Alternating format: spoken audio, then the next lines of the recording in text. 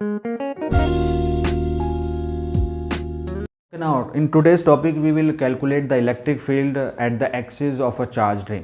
यानी अगर हमारे पास कोई चार्ज है इस टाइम और अगर हम उसको किसी एक पॉइंट पर कंसिडर ना कर हम उसको डिस्ट्रीब्यूट कर दें ओवर अ रिंग और हम उसकी एक्सिस पर किसी पॉइंट पर हम इलेक्ट्रिक फील्ड कैलकुलेट करना चाहेंगे तो कैसे कैलकुलेट करेंगे।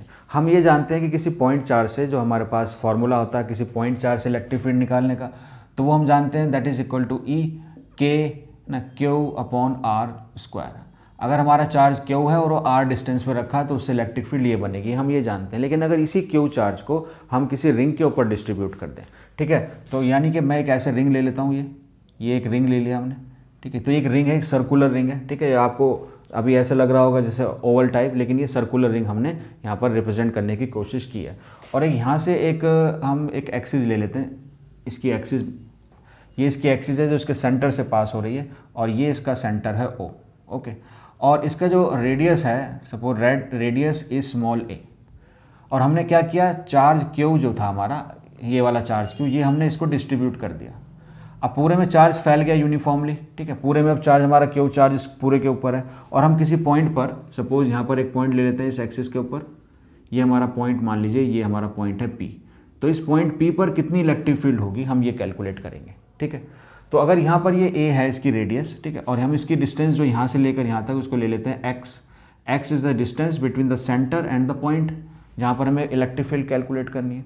तो यहाँ पर हम क्या करेंगे, हमें क्योंकि पॉइंट चार्ज मालूम है, यहाँ पर इस केस में पॉइंट चार्ज है, लेकिन इस केस में Q is not a point charge, तो हमें क्या करना होगा, इसको छोटे छोटे हम एलिमेंट्स कंसिडर कर लेंगे। तो हम एक एलिमेंट यहाँ पर कंसिडर कर लेते हैं, मान लीजिए छोटा सा एक एलिमेंट हमने ये ले लिया, इस स्मॉल एलिमेंट को हम रिप्रेजेंट करते हैं डी क्यू से। तो अब हम इससे, क्योंकि हम पॉइंट चार्ज से इलेक्ट्रिक फील्ड अब इस पॉइंट पर निकाल सकते हैं, तो अगर मैं इसको यहाँ से ज्वाइन करता हूँ इस पॉइंट पी को, तो ये मेरा पॉइंट पी, सपोज ये थोड़ा इधर आ गया, तो इस पॉइंट पी को यहाँ पर ज्वाइन कर देते हैं।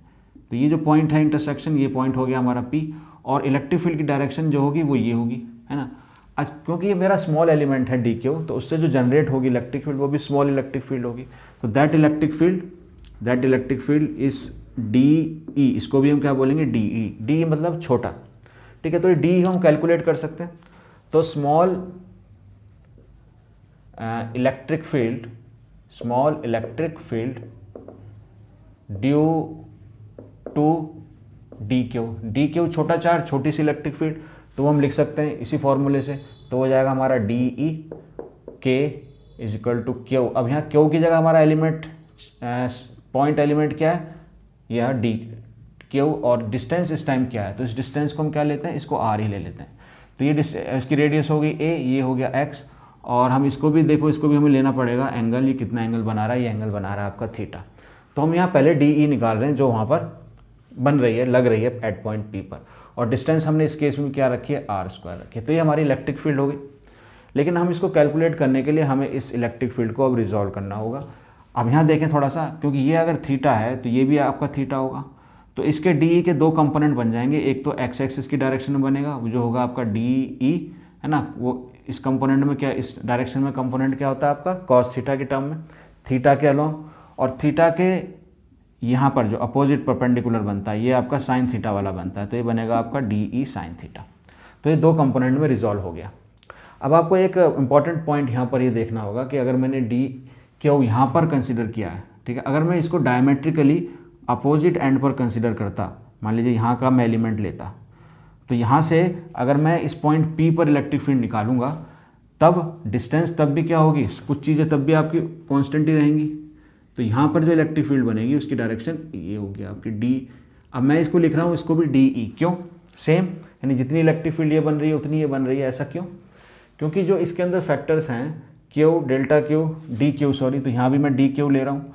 और ये जो अगर आर डिस्टेंस पर है तो किसी भी एंड से आप कहीं भी आप एलिमेंट कंसिडर करेंगे, चाहे आप ये एलिमेंट लें, ठीक है, यहाँ पर एलिमेंट लें, अगर आप इस पॉइंट को मिलाएंगे पी से तो वहाँ पर सभी जगह पर जो डिस्टेंस होगी आर की वो कांस्टेंट रहेगी। यानी रिंग होगा एक, और रिंग के किसी भी पॉइंट से उस आप एक्सिस के पॉइंट को मिलाएंगे तो सारा एक क्या बनेगा, एक कोन टाइप बनेगा, यानी वो जो आपकी स्लांट हाइट हो जाएगी तो वो सब बराबर होगी, यानी आर इक्वल होगा, ठीक है। इसलिए इस एलिमेंट से भी जो आपकी इलेक्ट्रिक फील्ड बनेगी वो भी डी ई बनेगी, ओके। और ये अगर एंगल थीटा है तो ये वाला एंगल भी क्या होगा, थीटा होगा, सिमिट्री है। तो ये वाला एंगल भी थीटा हो जाएगा। तो इसके भी दो कंपोनेंट हो जाएंगे, एक इस कंपोनेंट इसी डायरेक्शन में हो जाएगा again D E cos theta, और एक इसके परपेंडिकुलर होगा आपका डी ई साइन थीटा। ठीक है, समझ में आ गई बात। हमने दो एलिमेंट लिए यहाँ पर, डायमेट्रिकली अपोजिट लिए हैं दोनों की जो डिस्टेंस है वो आर है पॉइंट पी से। ठीक है, थीटा है, दोनों का सेम एंगल है, दोनों अगर ये ए है तो ये भी ए है, इसका तो कोई रोल है नहीं वैसे, लेकिन आपका डी ई ही बनेगा, सेम आपकी मैग्नीट्यूड बनेगा। और उसके अंदर आप देखेंगे कि ये जो कंपोनेंट है ये अपोजिट है और इक्वल है, तो कैंसिल हो जाएंगे। ठीक है, यहाँ पर हम क्या देख सकते हैं कि D E sine theta of each element D Q is cancelled by diametrically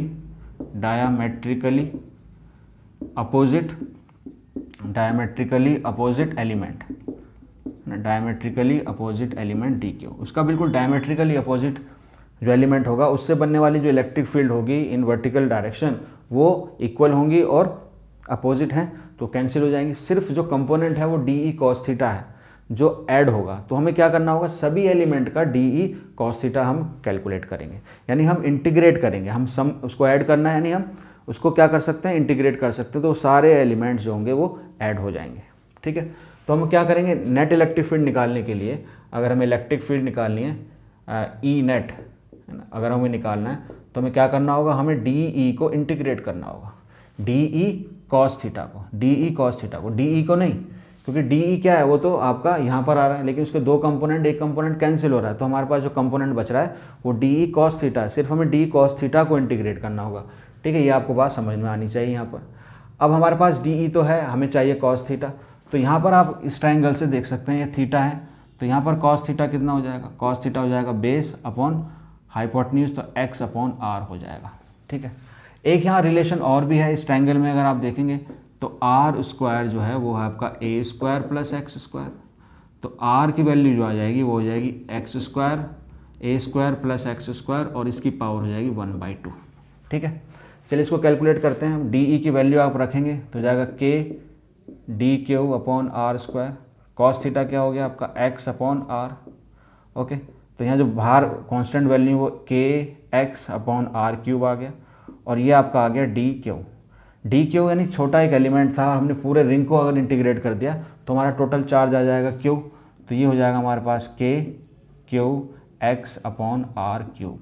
are की जो वैल्यू है वो ये है, इसका क्यूब करेंगे तो 3/2 हो जाएगी पावर, तो इलेक्ट्रिक फील्ड जो होगा नेट एट पॉइंट पी वो हो जाएगा आपके पास K Q X upon A square plus X square और इसकी पावर 3/2।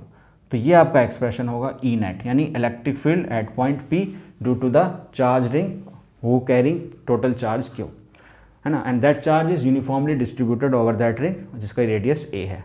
और हमारे पास ये जो पॉइंट पी है वो किस डिस्टेंस पर है, एक्स डिस्टेंस पर। A is the radius of this ring. Okay, तो यहाँ पर आर पर कोई यहाँ फर्क नहीं पड़ रहा है, हम यहाँ देख रहे हैं कि एक्स यानी सेंटर से कितनी दूरी पर है। तो हम यहाँ कुछ केस कंसिडर कर सकते हैं। देखिए, अगर हम पहला मैं केस लेता हूँ यहाँ पर एट सेंटर, अगर मैं सेंटर लूँ इसका यानी एक्स, उस केस में क्या हो जाएगा, यानी पॉइंट जो है वो ये पॉइंट कहाँ पर कंसिडर कर रहे हैं, हम इसके सेंटर पर कंसिडर कर रहे हैं, तो उस केस में एक्स की वैल्यू क्या हो जाएगी, 0 हो जाएगी। तो अगर आप इस एक्सप्रेशन में एक्स की वैल्यू 0 करेंगे तो सीधा सीधा आपको इलेक्ट्रिक फील्ड जो मिल रही है नेट इलेक्ट्रिक फील्ड वो कितनी मिल जाएगी, 0 होगी वो भी। ठीक है, दूसरा पॉइंट देखिए, दूसरा पॉइंट अगर मैं इसका अपोजिट करूँ यानी पी पॉइंट को मैं बहुत दूर ले जाऊँ, इतना दूर ले जाऊँ कि जो ए है ना, जो ए है वो बहुत छोटा हो जाए, यानी a in comparison of x is very very small. तो अगर ऐसा करेंगे तो हम ए को नेग्लेक्ट कर सकते हैं, यानी इसको हम 0 कंसिडर कर सकते हैं इन दैट केस, तो ये 0 हो जाएगा। और एक्स की स्क्वायर की पावर 3/2, तो 2 कैंसिल हो जाएगा, एक्स की पावर 3 आ जाएगा, ऊपर एक्स है तो एक एक्स वो भी कट जाएगा, तो आपका जो इलेक्ट्रिक फील्ड आ जाएगा उस केस में ये आ जाएगा ई के क्यू अपॉन एक्स स्क्वायर। तो ये कुछ ऐसा एक्सप्रेशन है जो हमने पढ़ा था पॉइंट चार्ज के लिए, यहाँ देख सकते हैं के क्यू अपॉन आर स्क्वायर, यहाँ पर है के क्यू अपॉन एक्स स्क्वायर। ठीक है, यहाँ पर ये एक्स जो है वो सेंटर से है, सेंटर से मतलब हम इसका मतलब ये हुआ ये क्यू चार्ज कहाँ रखा हुआ, वो सेंटर पर रखा हुआ, तो it behaves like a point charge, it behaves like a point charge at center। ये ऐसा बिहेव कर रहा है जैसे कोई पॉइंट चार्ज सेंटर पर रखा हो और हम पॉइंट पी पर उसकी इलेक्ट्रिक फील्ड निकाल रहे हो। तो हमारे पास क्या हो जाएगा, वो चार्ज क्यू के क्यू अपॉन एक्स स्क्वायर, तो बिल्कुल वही है, ऐसा केस हो जाएगा। एक हम केस और ले सकते हैं कि अगर ये एक्स हम बहुत दूर ले जाएं, इन्फिनिटी पर ले जाएं, तो उस केस में क्या होगा, उस केस के अंदर यहाँ पर ये अगर इन्फिनिटी होगा तो इलेक्ट्रिक फील्ड क्या हो जाएगा, ज़ीरो हो जाएगा।